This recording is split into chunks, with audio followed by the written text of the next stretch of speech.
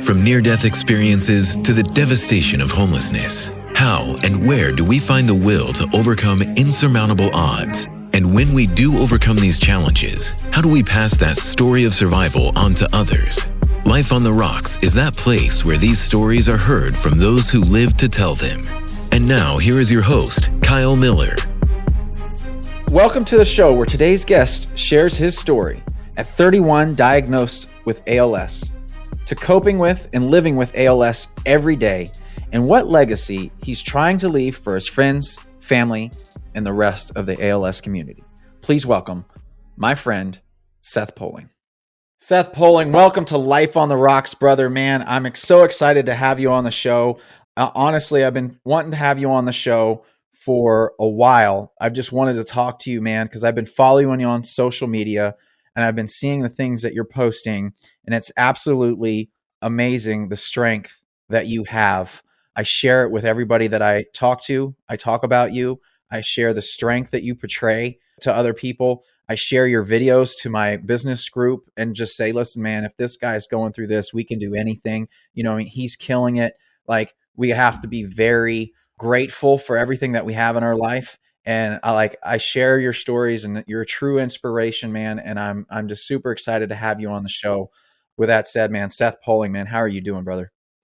Hi, my name is Seth Polling. I'm 35 years old. I'm married to my beautiful wife, Erica. We have been married for almost 6 years. We have 2 amazing children, Liam Seth and Baylor Michael. They are 3 and 4 years old. I have a terminal illness called ALS, or more commonly referred to as Lou Gehrig disease. I have had symptoms of ALS for 8 years. Currently, I am almost completely paralyzed. I have a trachea and I can't speak. I communicate with the help of an eye gaze communication device. I typed everything that you are about to hear with my eyes. I am honored to be your guest. I'm excited to share my journey. Let's get started. Man, and Seth, it truly is, man. ALS is, I've known 2 people, you and another one of my friends' dad, who got it, and just personally, and just have gone through that and seen everything. You and I used to play football together. We used to play college football together. We used to play at Fairmont State, and you're always fun to be around. And I'm so glad after, just communicating with you and chatting and being around you here, that your personality is still the same, man. So I'm pretty excited. But I'm sure you get questions asked all the time about, how did you find out about having ALS? How did you react? How did you react to that? And where did you find out? How did it all begin? ALS affects everyone differently, so the diagnosis process is often long drawn out. For me, I first noticed a small muscle twitch in my right shoulder while on a cruise in 2014. I brushed it off and chalked it up as a possible symptom of an old injury. After 6 months of continuous twitching and some pain in my shoulder, I decided to see an orthopedic surgeon. The orthopedic surgeon scheduled an MRI which showed a torn rotator cuff and labrum. The surgeon suggested surgery, but advised that I should see a neurologist prior to surgery to have the twitching looked at further. I went to my first neurologist appointment at Ruby Memorial Hospital in May 2015, without a care in the world. I had no idea that mine and my family's lives were about to be changed forever. The neurologist examined me and determined that I was now twitching in my left tricep, tongue and right shoulder. He showed a general concern, but didn't elaborate. He suggested that I have an EMG performed to better understand why I was twitching. Immediately after the EMG, the neurologist said he could not say with 100% clarity, but he feared that I showed the early signs and symptoms of ALS. Erica and I were floored. I had only heard of Lou Gehrig, the baseball player, and the Ice Bucket Challenge from the year before. We left the appointment in total disbelief and decided to seek a second opinion. I scheduled an appointment with an ALS specialist at Cleveland Clinic during November 2015. I left that appointment with more questions than answers. We received zero clarification as to if I truly had ALS or not. The only way to diagnose ALS is through symptom diagnostics. There is not a single test that says with 100% clarification yes or no. I shared a few symptoms of ALS, but not enough to say definitively. I basically refused to believe I had ALS and carried on with my life for the next 1.5 years. Over the next 1.5 years, I started to notice that my speech would slur when I was tired. My family suggested that I seek another opinion. I scheduled an appointment with a leading ALS specialist at Johns Hopkins in June 2017. After being examined by a specialist, he confirmed our worst fears that I in fact had ALS. Wow. That's amazing. Like your arm is twitching, like you just feel this. It's like probably something of a like a stinger in your arm, just kind of like a little twitch, a little tingling or something. Is that what you were going through with that? Yes. The and then just to have it in your other arm and then into your tongue. I mean, I would have been scared shitless if and I'm sure you were just kind of like in disbelief. You didn't know anything that was happening, right? You didn't know what all was going on in your life and like, man. All right, so the thoughts that went through your head and how did you decide to handle it? What was going on in there? And when it all came out and said, "Hey, you have ALS," what was your thoughts, man? For the first couple of years, I was in denial. I refused to believe that I had a terminal illness. I was grasping for any diagnosis that wasn't ALS. As time progressed, so did my symptoms. At some point, I realized through symptoms and research into ALS that I unfortunately had every symptom. That was during a break from any doctors because honestly, what could they do? Upon receiving my official diagnosis, I went into ultra health saving mode. I cut all unhealthy habits and tried to stretch and exercise. More than anything, that was the beginning of this mental and emotional journey that I am still on. Wow. So you're going through this process. You're just in denial, saying, "No, it can't be it. It can't be it." I'm sure just the mental jumping jacks, the back and forth of what was going on in your head. This can't be it. How is everything going to be put together? I'm sure that was just agonizing almost. It's like you can't do anything about it. It's like it's the inevitable fact, right? Of that this is coming. Can you share the story of this? Take me from like the happy-go-lucky Seth to knowing that something was up, the fight to struggle every day that you go through. Like here you were as a kid, like a kid, because you're still freaking young, man. You're 35. It's still you're still super young at this, right? And so like as a kid and growing up as a young adult, should I say, you're happy-go-lucky. You're playing. You're just everybody loves you. Everybody loves to be around you. And now we're into this fight, the struggle of everyday life of this is the process that's happening. So take me a little bit through that. The entire process leading up to my early symptoms was such a whirlwind. I absolutely believed everything I was experiencing was directly related to my torn rotator cuff. I was still in denial when I started to twitch in my left arm. I went to see an orthopedic surgeon for a cortisone shot for my right shoulder, the initial symptom onset starting point. I asked the doctor to examine my left shoulder. It seemed to show a partially torn rotator cuff. I thought, Oh, lucky me. I have two messed up shoulders. Over the next 6 to 8 months, my twitching spread down my arms and into my upper back. I would have occasional cramps in my forearms. The first red flag for me was that I started to notice twitching in my tongue. The most alarming part was that I would get severe cramps in my throat and tongue. It would be so severe that I would throw up trying to clear my throat. I knew something was wrong. This wasn't normal. Now the panic and realization that the far-flung idea of ALS was a real possibility. By this point, I was twitching everywhere except for my left leg. I had considerable weakness in my right hand and arm. My left hand was starting to cramp. My tongue was clumsy. My voice was hoarse. I had to use a device that looked like a large Swiss Army knife. Except this device was literally a lifesaver.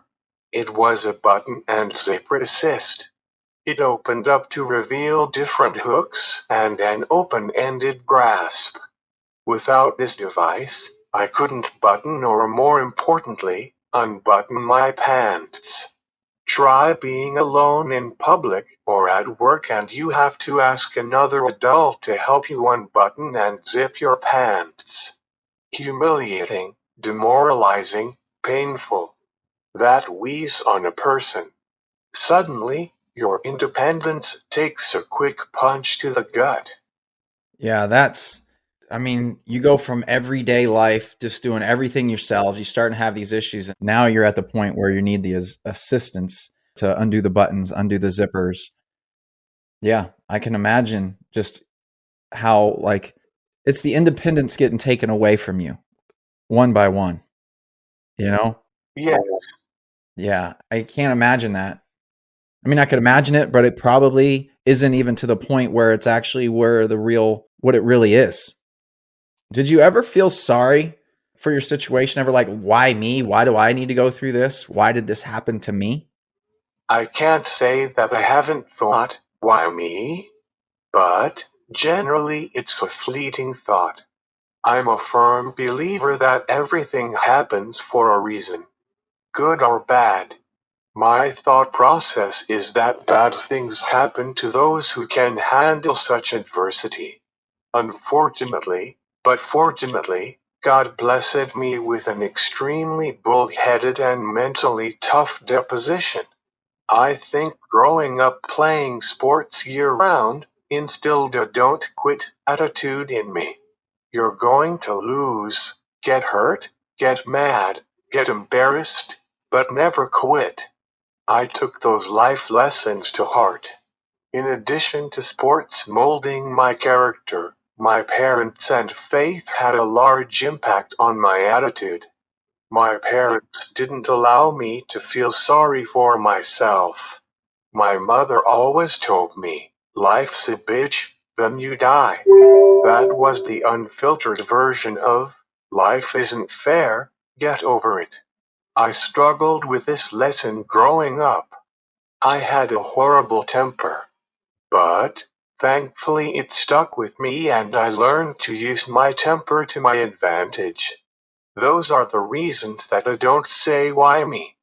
As unfair as it may be, I feel like I can handle this situation and shed a light on a horrific disease. It's the mindset.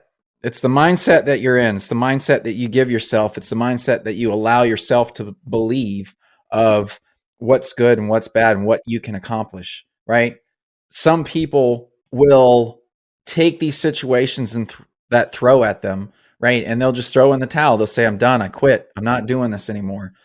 And I see this in successful people all over the place, right? They get into these hard times and they don't ever quit. They just keep, hey, next step, next step, next step, and they just keep going. And at the end, they just, they the strength isn't just the from point A to point B, it's the steps along, right? And you're going to have your trials and tribulations and things are going to come up, but just to have that belief and faith in yourself that hey, I have to keep pushing is just it's shown in you, it's shown in top achievers in business and in life. And I think you're one of the most influential, respected people that I see because I look at you and I go, wow, like, come on, Kyle, like, this isn't hard. We can do this, right? I'm like, Seth has it way harder than what I do. I can't fucking complain about this shit because he's not complaining about his. And so I use that as energy, as a way to keep going when things are getting tough and keep going when things are hard and rough. I mean, I do. I go to your page and I watch your videos. So, like, how did you get the strength to push forward, knowing that all this stuff is happening and what's coming? You know, and I say the end, but like, I mean, how do you get the strength to keep going on this stuff? What am I not trying to leave for my family? I want to leave great lesson. I try not to think about the end. I have a complete understanding of what my current diagnosis means. Instead, I try to focus on the positive things happening in the ALS community, such as Act for ALS. The Accelerating Access to Critical Therapies for ALS Act was signed into law on December 23, 2021. This bill will establish 1. An expanded access grant program that funds research on and provides access to promising investigational treatments to people living with ALS who are not eligible for clinical trials. 2. A public-private partnership for rare neurodegenerative diseases jointly led by the Food and Drug Administration (FDA) and the National Institutes of Health (NIH). This will be the first federal effort explicitly charged with speeding the development and approval of therapies for ALS and other rare neurodegenerative diseases. 3. A rare disease grant program at the FDA that will fund research on and development of interventions to prevent, diagnose, treat or cure ALS and other rare neurodegenerative diseases. Act for ALS will fund essential research into fast-progressing rare neurodegenerative and terminal diseases, like amyotrophic lateral sclerosis, ALS, and early access to promising investigational therapies for patients suffering from them, and would authorize $100 million annually to implement these priorities. In addition to this legislation, promising potential treatments like Neuron and AMX0035. These drugs have had astonishing results in clinical trials, but the red tape the FDA requires for approval is ridiculous.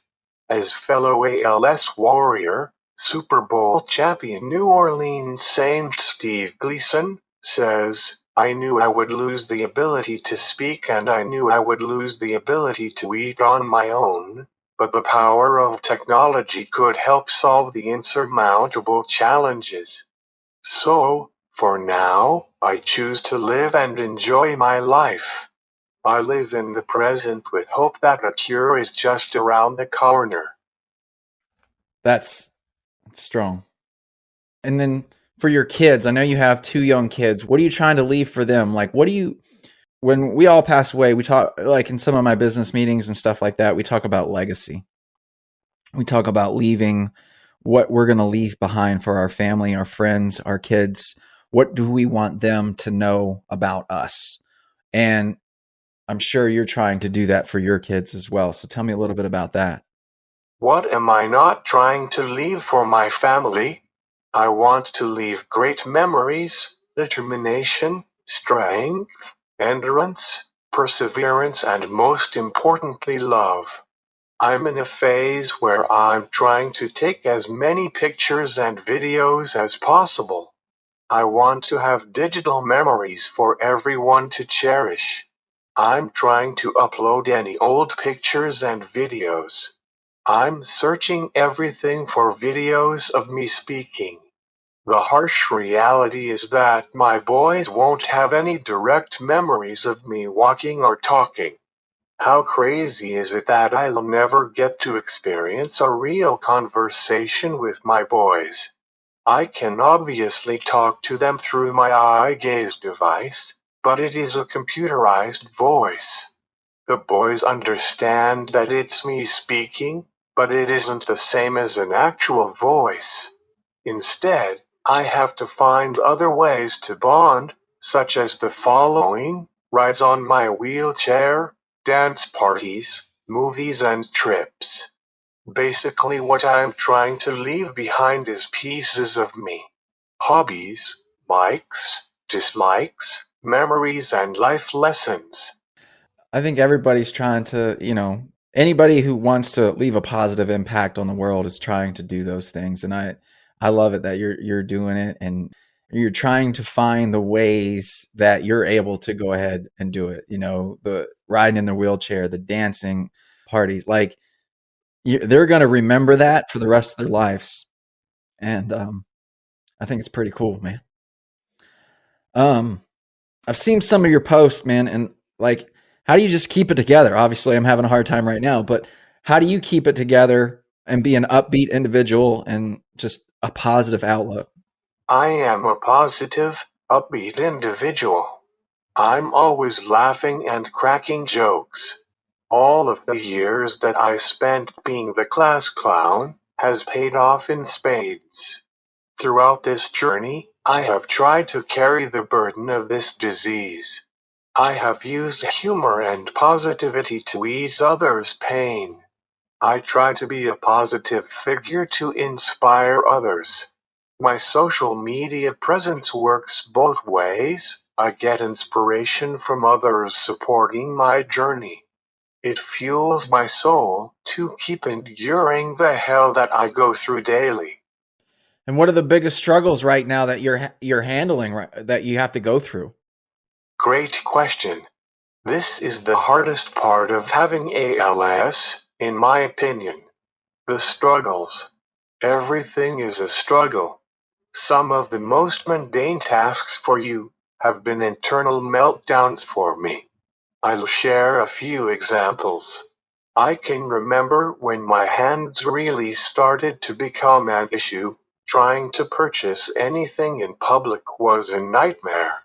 First off, my fingers were so weak and had minimal dexterity. I could barely pull my wallet from my back pocket. Then, I had to use my fingernail to pull my card out. Now the work started.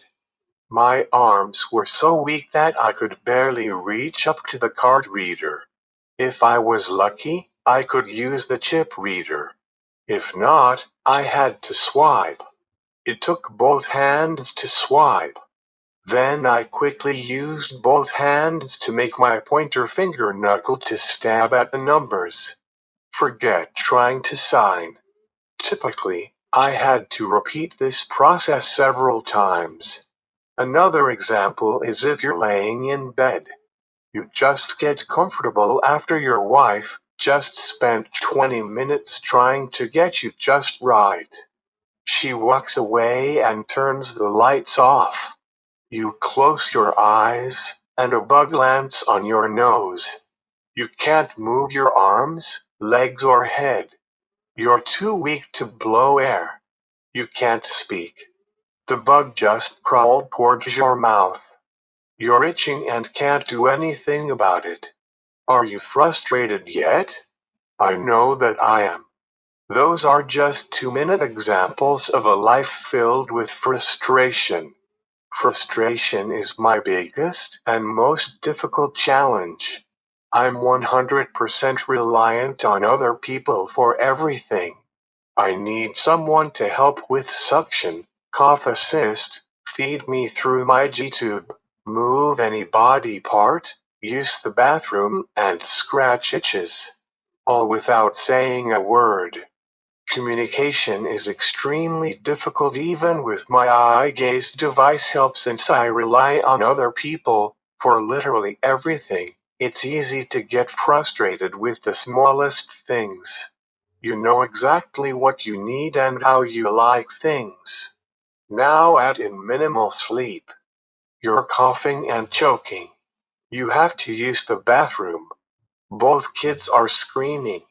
The dog's barking. The UPS guy is knocking on the door. Your wife just got home from working all day. Everyone is stressed, anxious, and most of all frustrated. That is a small glimpse into life with ALS. It is the most frustrating, life-altering experience that I have ever encountered. I cry every day, not from pain, but frustration. Mind bending, body shaking, teeth grinding frustration. I can't imagine.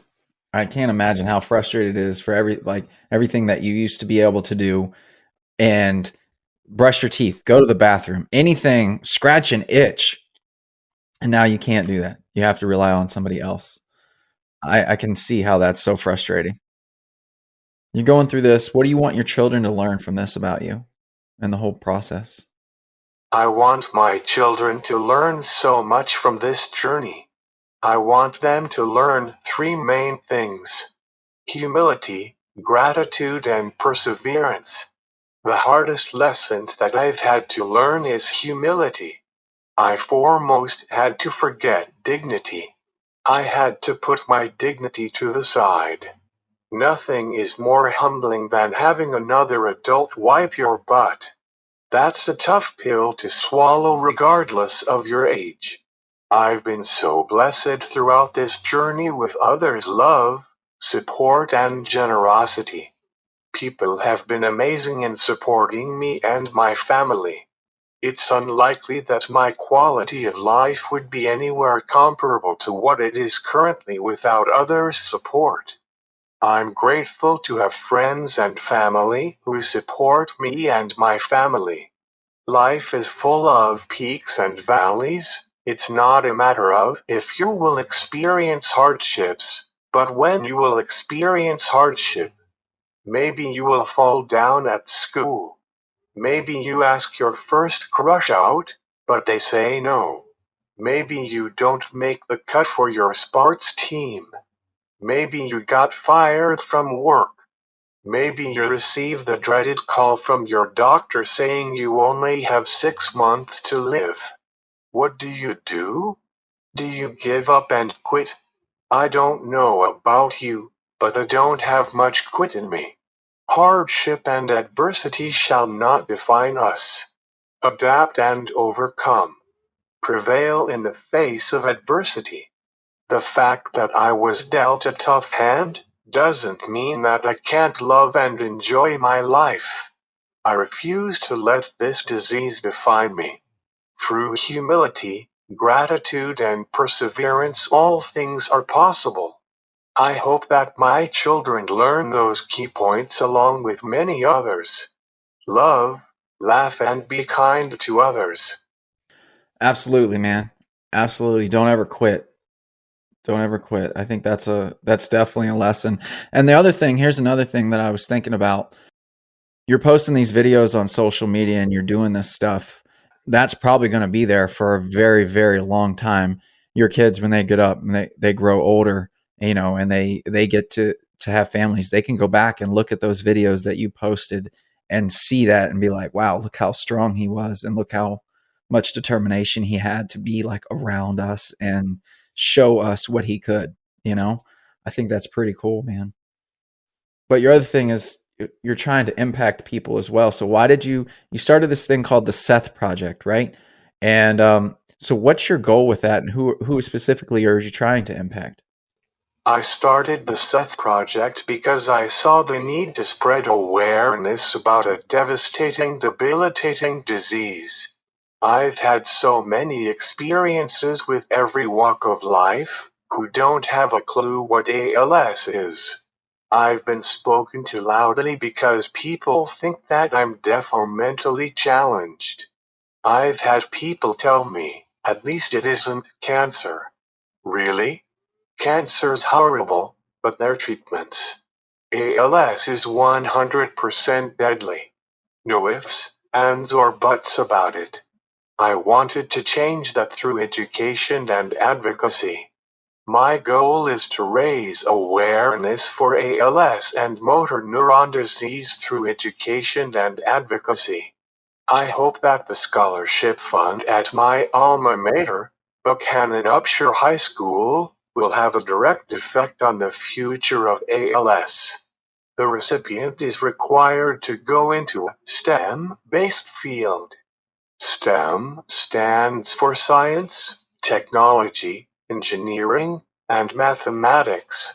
Secondly, the Seth Project will support research and development of life-saving treatments through donations to leading ALS advocacy groups and research facilities, such as IAMALS and ALS-TDI. Thirdly, we plan to set up a volunteer program with local colleges and tech schools to have medical degree students volunteer to work directly with MND patients.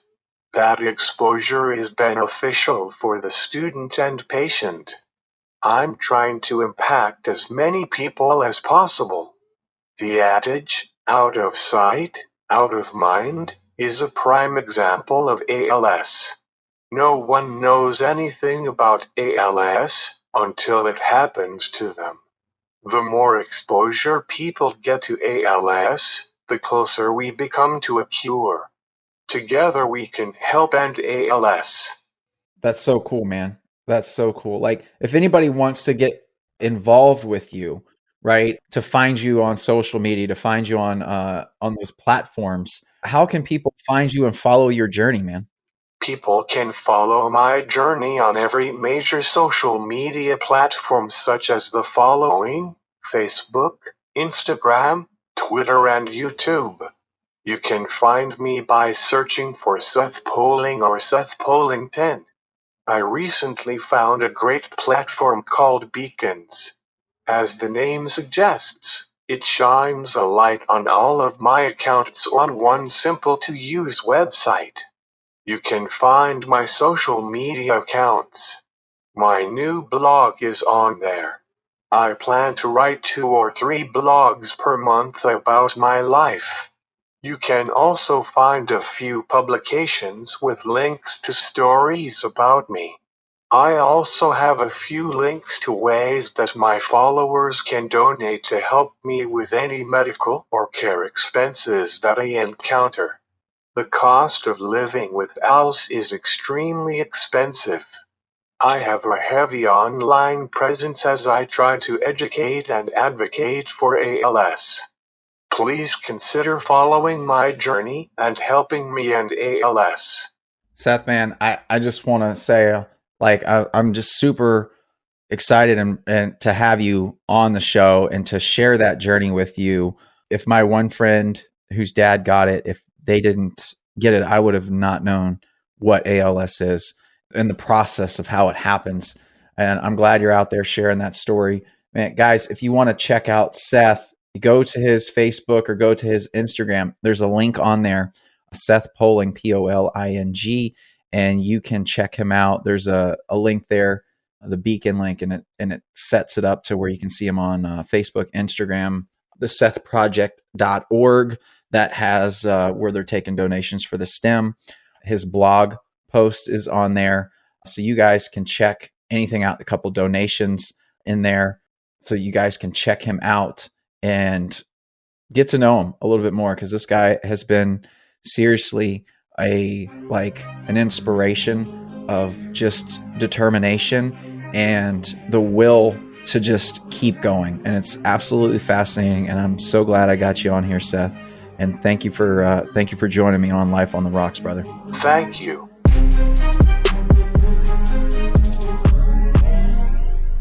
This is thepodcastfactory.com.